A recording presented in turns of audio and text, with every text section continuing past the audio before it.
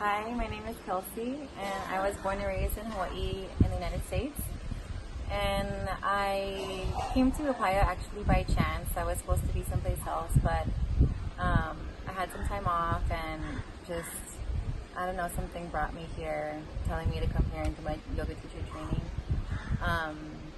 So I came here to learn more about myself and about yoga, but actually my experience here has been so much more than just yoga. And of course I found out a lot about myself, but really what makes Upaya special is like the people.